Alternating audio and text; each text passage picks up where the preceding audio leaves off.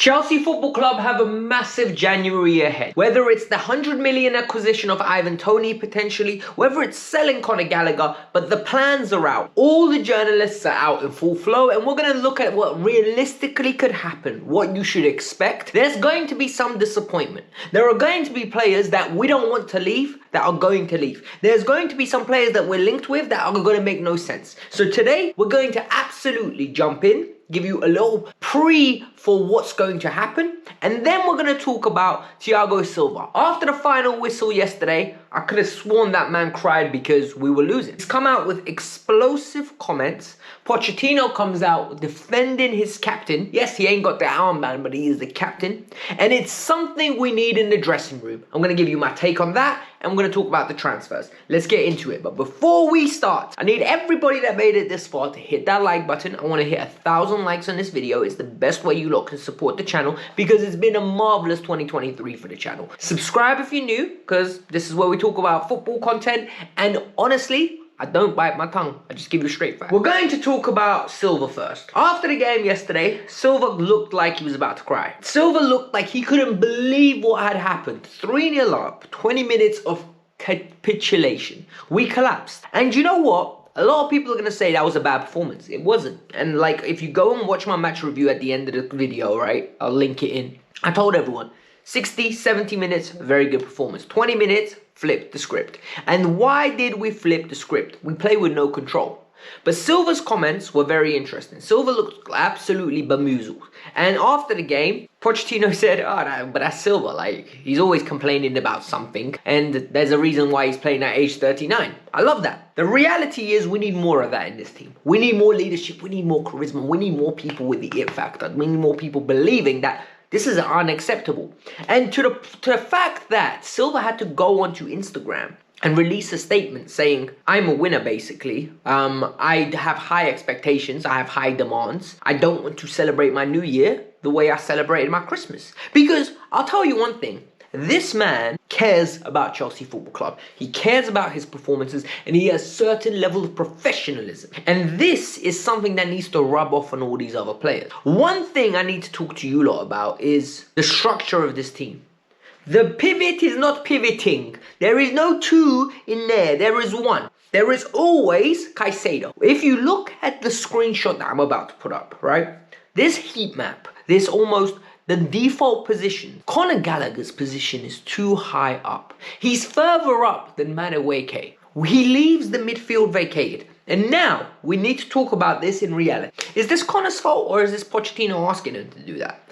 Because if the viewers that are watching see it, if everybody on Twitter sees it, I guarantee you Pochettino sees this. So either Poch is gutless and is letting Conor do whatever he wants because the statistics suggest that he's high in interceptions. Forget the structure. Structure doesn't matter. Or Poch just wants him to do that, and then he's just leaving Caicedo trying to get a heart attack in the middle of that pitch. The reason Caicedo cost 110 million pounds is because he's playing for two people, two 55-pound midfielders, or 55 million pound midfielders, because he's doing the job of two individuals. We need to regain control of the midfield, and that starts by having two individuals in there.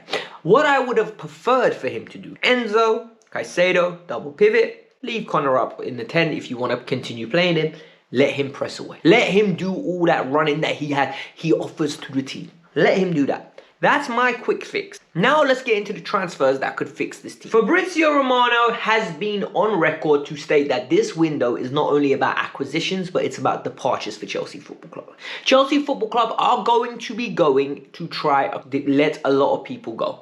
And from what we keep seeing, it's going to be 4 names on that list. 4 names are religiously getting mentioned for exits in this club. Number 1 is Ian Maatsen. Ian Maatsen is a non-controversial one, purely based on the fact that Ian Maatsen hasn't had an opportunity at left back. Pochettino sees him as a winger or a number 10, and he is not of the quality of player to play in that position. We know from Fabrizio Romano that Dortmund have made inquiries. Dortmund are communicating. There are some rumours that are coming out that Manchester City are going to look at the player. I don't care where he goes, because the reality is he's a good player that has going to have a good illustrious career somewhere else. But we need the money right now because we're not using him. So he's just sitting there and rotting away and not developing. I don't think that's right. Cobham is there to develop players and either bring them into our team or give them long illustrious careers. And if we keep doing that, more players are going to want to come to Cobham, develop, and Chelsea are going to make more money or benefit off these players playing for the first team. So for me, anywhere between 30 and 35 million pounds, he can go. We don't need a replacement. Then it's the Ivan Toney. Everyone's saying Armando Broja looks set to leave. The problem is, for me, we are going to be selling Armando Broja in a market where he's not going to generate the revenue that we would have wanted otherwise. Armando Broja is a player that, for me, could be worth in and around 40 million pounds last summer. We could have sold him to West Ham for 40 million pounds. Now, his value's gone down. Injuries again. When he's come back, he hasn't looked promising. He is trying to build up some pace to articulate himself into the squad because for me, he looks a little bit low. I don't know what kind of player he is. So Broja's going to be an interesting one to see how he develops and what happens to him. Because remember, Cobham graduate, pure profit. But more importantly, Jackson's gone. So are we going to risk letting him go? The one that's really interested me is that reports are now coming out, and these are strong reports. Ivan Toney's value is 100 million pounds. And Chelsea have got a big divide in the dressing room, or boardroom, sorry, whether to activate this fee. Because one part of the boardroom thinks, good player, ready, prem proven, bring him in. The other thinks, too old, 27, 28 years old, and more importantly, extremely overpriced. And for me, I don't know where I sit, right? Because do I think Ivan Toney's clutch? I think Ivan Toney's a very good player. Do I think Ivan Toney's worth 100 million pounds? Not on any planet is Ivan Toney worth 100 million pounds. Am I going to so desperate for a striker that I'm willing to sacrifice the money that could be used if you add another 6 or 10 million on to get Victor Osimhen? No, I want Victor Osimhen over Ivan Toney every single day of the week. So the reality is, I think Chelsea need to pass on this one. Let Arsenal get him. If Arsenal are willing to pay 100 million pounds, take him. Be my guest. Because I don't think he's worth that kind of money. I don't think what he's going to offer the club is going to be worth a 100 million pound striker. 100 million pound striker is a Harry Kane, a Victor Osimhen. I don't think he's proven enough at age 28 for me to access that kind of money when I don't care how much money it is if the resources can be utilized on someone else. So I'm literally looking at, would I want Osimhen or would I want Toney? I want Victor Osimhen. I can't lie to you. Then it comes down to the Conor Gallagher situation. People aren't going to like this, right? DiMarzio's come out. Fabrizio's come out and said that they'll listen. There have been numerous other journalists, from Ben Jacob to other journalists within the UK, that are coming out and saying Chelsea are willing to listen to offers. And people take that and run it with Chelsea trying to sell him. Chelsea aren't trying to sell Conor Gallagher. Chelsea are trying to see what the market would offer for a Conor Gallagher. You need to realise, right? And I explained this in my group chat the other day, and then we were having this debate. Conor Gallagher is a victim of Chelsea's spending in advance. Chelsea went and bought Enzo Fernandez, Caicedo, Carney Chukwuemeka, Ugachukwu, and Lavi prior to getting rid of him. Well, before they got rid of him, and the reason why that is a problem is no one saw Gallagher going on a purple patch where he is absolutely inflated his value. Last summer, if someone gave Chelsea 40 million pounds, Chelsea would chop their hand off and say, thank you very much.